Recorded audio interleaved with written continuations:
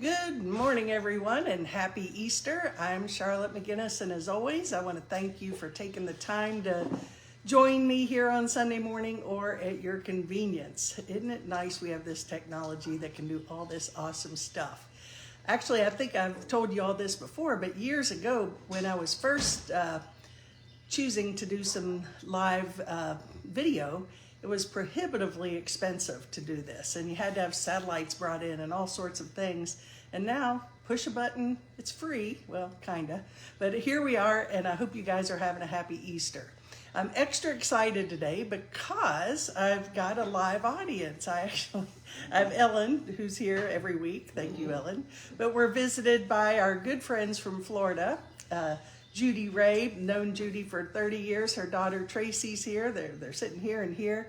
And behind me is our good friend Carolyn. So they're here to celebrate Easter. We're having a great time, and I've got a live audience. So how about that?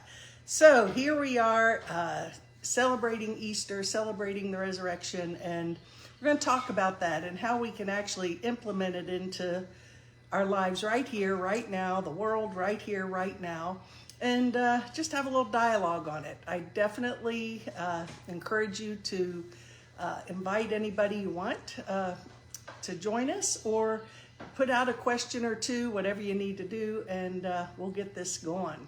Want to apologize for not being on last week. We had been to the emergency room all night before, and I just couldn't do it. I didn't get home till early in the morning, and a friend of ours needed some care. She's doing better, and thank you all for those prayers as well. So, celebrating resurrection. Here we are, Easter Sunday. I always go back to the memories of going shopping for a whole different ball game, 50, 60 years ago. We would go shopping for our Easter dresses. We'd get our hair, go to the beauty parlor, get our hair done, wake up and have the Easter baskets, and we'd get to see those before church, and then we took the pictures, and those are all good memories. And of course, I was just sharing with these ladies that one thing I really miss about traditional church is the Easter hymns and the power of those hymns, and the activation of, you could just feel them at the core of your being. And that's big time due to the fact they were written in a solfeggio scale, which was really a scale designed to activate our higher self. And a lot of the Handel's Messiah, a lot of the really I would say activating hymns and music of the past were written in that frequency, and that's why they make you feel good. So there you go. Well, good morning, Laura, and happy Easter to you. Hope you're having a great day. And here we are to celebrate resurrection, and I'm going to talk about how Jesus, his life, his resurrection, ourselves and our world, and how we can actually plug this in. So, this is about Jesus. It's about his resurrection. It's a day of hope and transformation of the darkness into light, new beginnings. It's a very powerful day in the Christian faith. But I would say if you go past the religious context of it and get to the real spiritual meaning, that you'll find that it is a universal theme that we can all adapt into our life and turn that switch on, resurrection switch on for ourselves. So we know the Jesus story. This is about Jesus. We're going to talk about Jesus today. Born in a manger in Bethlehem. He was a carpenter, son of Mary and Joseph, immaculate conception. He was a son of God, rabbi and teacher. I really identify with the fact that he is our elder brother, teacher, and friend, still here and now. I have one of my favorite stories is the Sermon on the Mount, when he went to speak to his followers, and when he revealed the most powerful prayer, the Lord's Prayer, which I speak of often. And I feel if there's one prayer that we can implement into our life, the Lord's Prayer would be the one to bring in. It's very powerful. And of course, he's known to hang out with sinners and prostitutes. He just got along with everybody. And I know that some people say that if he came here today, he would be considered a heretic. I don't think that's the case. I think everybody would be drawn to him because of who he is, how purified he is, and how healed he is. So he is an example of what's potential and possible in all of us. And that's why I look at him as a master teacher, elder brother, and friend. So moving on to his last days, the Lenten season, when he went, good morning, Sue, happy Sunday to you. He goes into the desert. I look at that as a 40-day purification process where he goes in and faces his demons, his darkness, faces the devil, because for us to be fully purified and awake, that we have to be willing to let go of our darkness, our judgments, and our programs that don't serve the light. And he spent those 40 days in the desert to prepare his final journey into Jerusalem, Palm Sunday, which I was going to talk about last week, but wasn't here, as you know. So that being said, he goes into Jerusalem on a donkey, being waved by all the followers with palm fronds, and he came in peace, and people were ecstatic and felt his presence. So much so that they say that when the power, you could only imagine how powerful that experience had to be for all those people there. And in modern times, they say that, for example, if the Pope went to Detroit, the energy of the city is so much lifted in light and love because of his presence. Well, you can only imagine how, I think when a holy person comes in, you can feel it, right? Well, you can only imagine his triumphant entry into Jerusalem. And of course, the days that followed were not anything short of amazing, transforming, and difficult. And yet it led to this day where we are right now, his resurrection. So he was, I believe, when he came into Jerusalem, actually backing up to his 40 days in the desert, I believe that he knew his destiny. He knew what he was coming into Jerusalem for. He knew that the betrayal, which we're going to get into in a little bit, he knew all of that was going to happen, and that needed to play out so that he could complete his purpose, his mission here on earth as an avatar, an awakened being, as the Son of God, as someone who is completely self-realized, and to show us what's real and what's not. So the main thing I use all of my teachings for, and what I'm seeking for my own self, good morning, Dawn, is that I look at how can I teach these principles in a way that they're relevant in today's life, because I do think these stories are real, but they're also metaphors for living, lessons for life, which is huge and powerful. And how can we use his message of transformation, of resurrection, right here, right now, for ourselves, each other, and the world? Because I think we are at that turning point, that tipping point, where the decisions we make in every moment either lead us more to the light or more into the perpetual darkness. So we're going to talk about that. How can we do this? How is this relevant? Well, Jesus' story is our story. He came to teach us that even the least among us can do everything he's done and greater things, and that we can all live as we're all children of God. All are chosen, few choose to listen. He's somebody who had his ear to the light, to the love, to the voice of God. He followed the Holy Spirit's guidance, where we continue to perpetuate our judgments and our attacks and our defenses and blah, blah, blah, our stories, right? But nothing to beat ourselves up for, just something to recognize why we can't get off that hamster wheel. So the world right now is nothing short of a mess by the ego's judgment. It's really something, isn't it? And there's many views on what's happening, and I choose, the more I learn, the less I know. And So I just choose to sit back, trust the process, be guided and led. And yes, I have thoughts about things, but ultimately I want to live this message and bring this message into this insane world. And the more we can do this, I think that the greatest gift we can bring to the world is our own self-healing. Because as we talk about here every week for years, is we don't see the world as it is, we see the world as we are.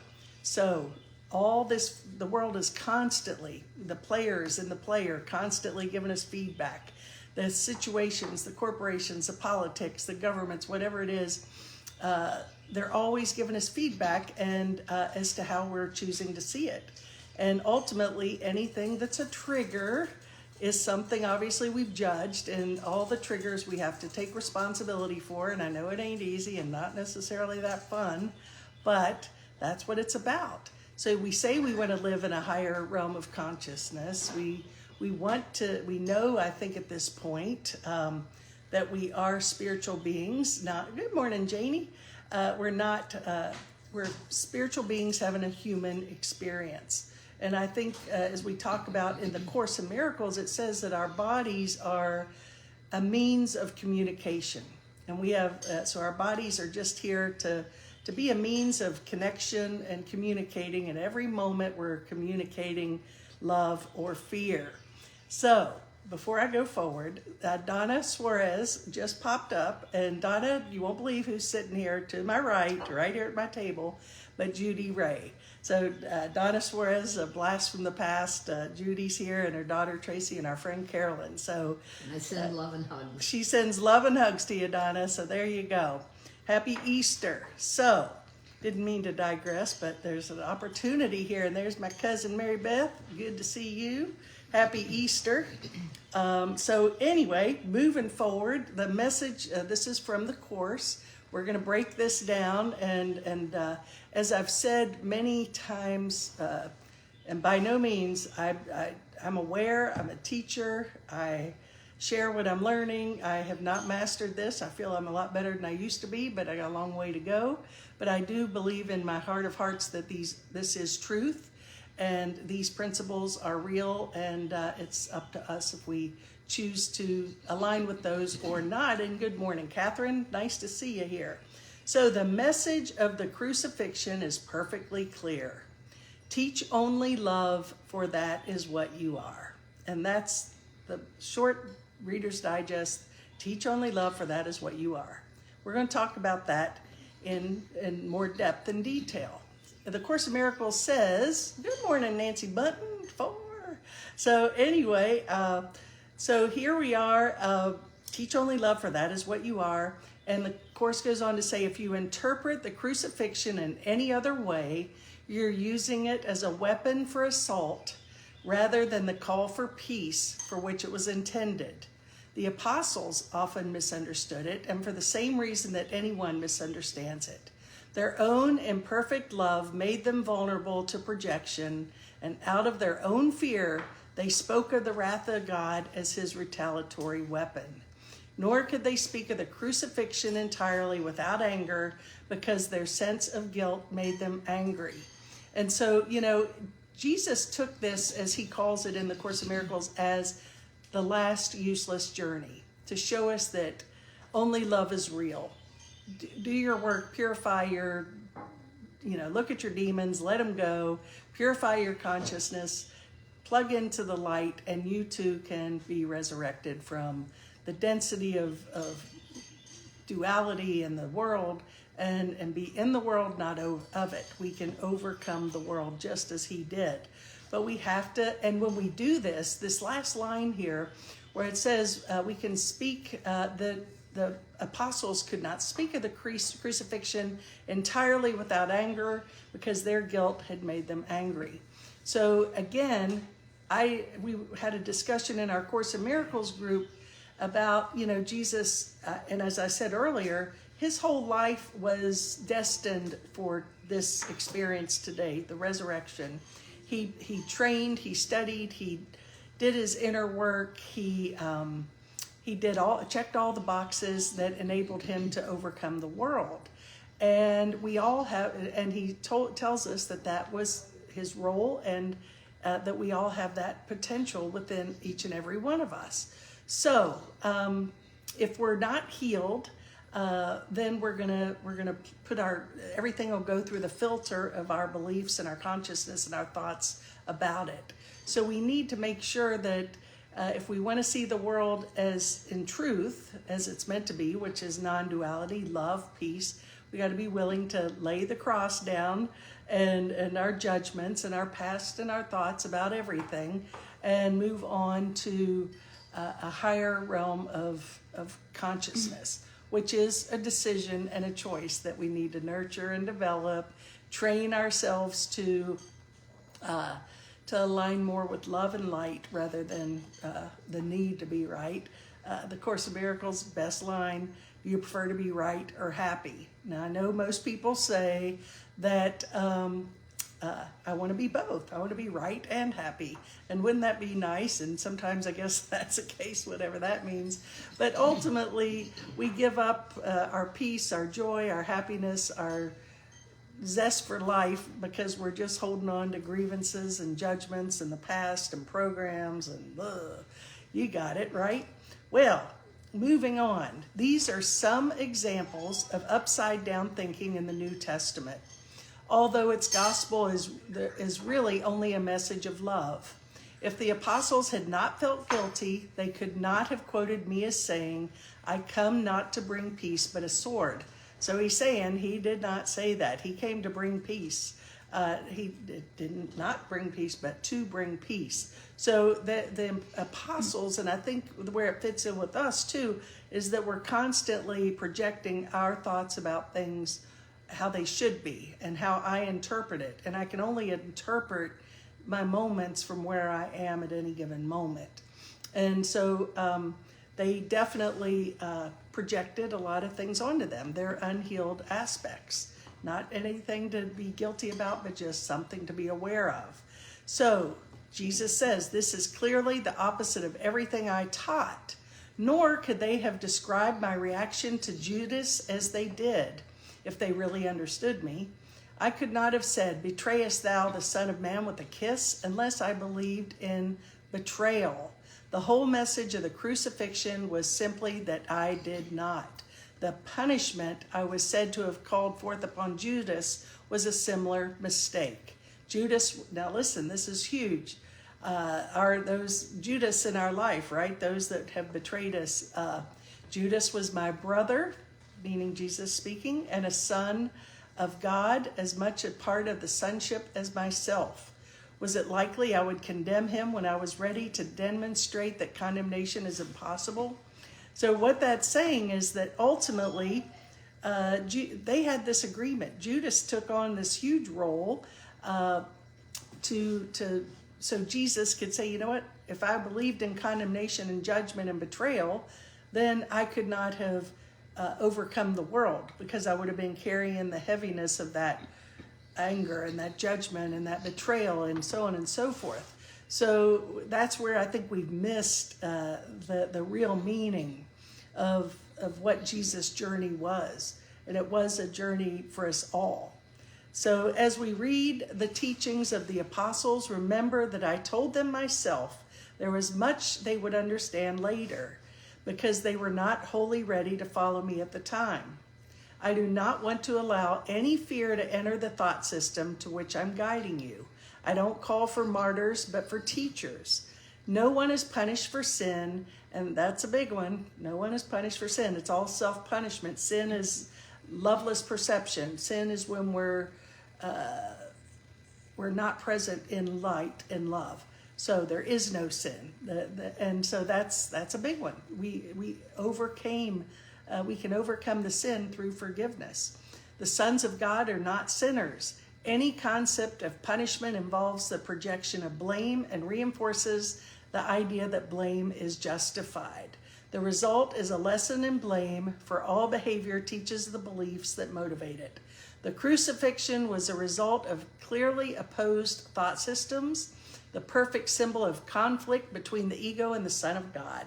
This conflict seems just as real now, and its lessons must be learned now as well as then. So yes, we're perpetuating this insane conflict. The crucifixion was a result of opposed thought systems. So if we could overcome our ego and see the face of Christ in everything and everyone, and understand that everybody's playing exactly the role they're here to play for, and you're able to see that every Judas that we keep, and it could be a political figure, it could be a person in your life, a family member, but either or, we're here to understand that as long as we're seeing ourselves as victim or blaming, then we've got some work to do. And that means, yes, I do too. So remember that the Holy Spirit is the communication link between God the Father and his separated sons.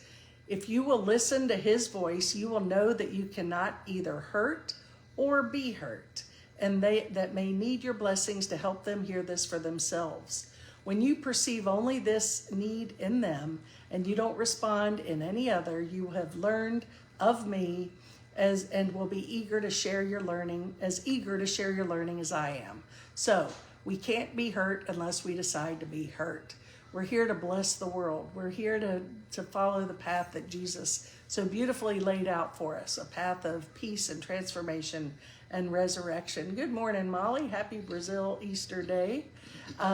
So I found this was a really powerful, I'm going to move into another little thought system here, and it's about the ancient Essene wisdom for the 21st century.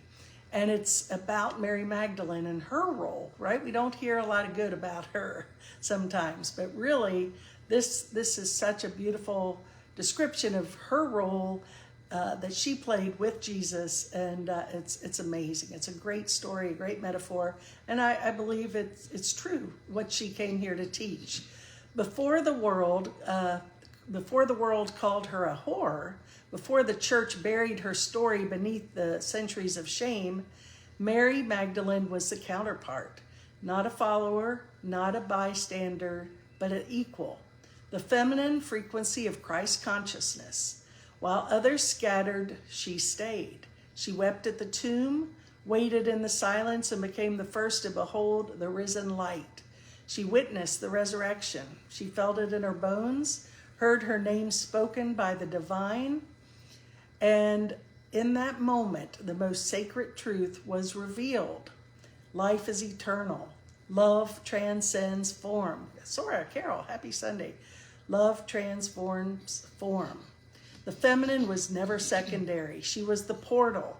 Jesus carried the light, but Mary carried the remembrance, the knowing, and the codes.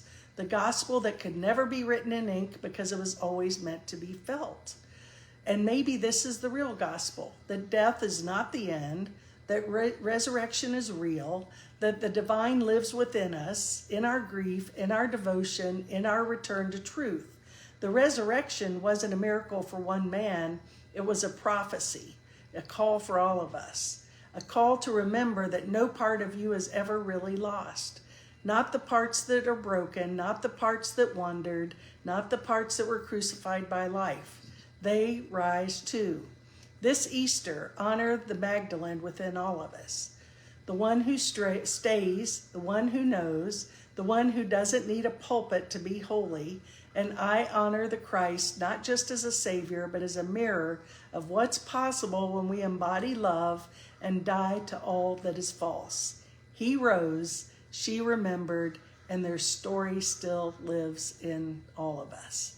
Isn't that powerful? I think that the divine feminine is that yin-yang balance, and we need, to embody both of it fully. She remembered, she carries that feeling. He took the action, the physical role of crucifixion, and together their story still remains in all of us. And she was, in the Last Supper, she sat at his side. Mary Magdalene was a big part of the Jesus story, which we can get into more deeply at another time. But right now, you can see how powerful that teaching is. Now, good morning, Faith, Fair Hope. Good to see you. So I'm going to wrap things up here with a little reading from Marianne Williamson. And Marianne is just, as I always say, the master of being able to make these spiritual principles relatable, adaptable, and how we can integrate those and integrative into day-to-day life. And so she wrote and put out this morning, and I will close with this, on Easter, we celebrate a new morning for the world. In the Talmud, it says that during the darkest night, we should act as if the morning has already come. It's not that we're in denial about the darkness, but we practice positive denial. We deny its power to stand. And I think that's so important. We have to, even in the midst of darkness, live as though the light has already come. Act as if. Practice positive denial. You know, what we focus on has an effect. Thoughts are things. Am I putting thoughts of light, love, healing into the world, or am I angry and judgmental and what have you? And just to look at where areas maybe you have a little energy stuck, or where you're still a little agitated and getting that feedback that, like, okay, I can do better there. I think we all know those spaces, right? Well, as Marianne goes on to say, this country, I would say the world, is living through a collective crucifixion. But the crucifixion is never the end of the story, ever. And yes, we are going through this crucifixion. I think that everything that we cling to for value and meaning is being ripped out from under us. And I see that not necessarily as a bad thing. Just like Jesus, he took that journey to show us you don't have to suffer, struggle. You can overcome the crucifixion of life, right? So the darkness is cast out by the light that is with us. It shines through us always, and it is always there. And it's our job to activate it. The purpose of Easter is to remind us of that power. One man, and that is not to say there have not been others, fully actualized God's power on earth and is now authorized to help the rest of us should we ask for his guidance. And that's the key right there. He came to show us what's potential in all of us. But no, we're like, no, I can handle this. I can do better than that. No, I'm justified in this anger. Yes, but what we don't understand is we bring all this stuff in. And I think that we've chosen all these lessons. And that's the tough part. But we too can get through this, right? Jesus turned water into wine. He healed the sick and raised the dead. He said there is nothing he did that we cannot do. Let this Easter be the rebirth of our collective knowing. As Emerson said, what lies before us and what lies behind us are nothing compared to what lies within us. Today, let's embrace the morning for the world and in ourselves, and let us embrace a new beginning. Let's celebrate our release even at a time when we're feeling bound. God is bigger than the pain we bear. Let this be a day when we remember that. We're in the tomb, but we will not remain there. He rose, and now it's our turn. Happy Easter. Well, Marianne once again hits a home run. I think that's beautiful. It's time to embrace the world with love. This is not only about his resurrection, but ours as well. What are we waiting for? We can accept it now, or we can accept it 1,000 years from now, but now's better than later. Just my thought.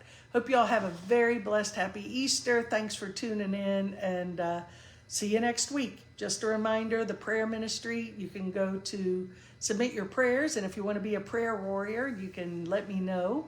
That means you receive the prayers and get to offer your little fairy dust and prayers of love and light to those requests.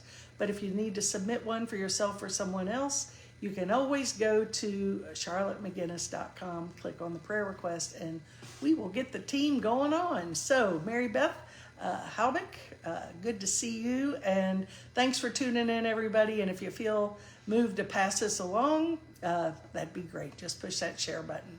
Have a great Easter. Namaste, everybody. Take care. Bye-bye.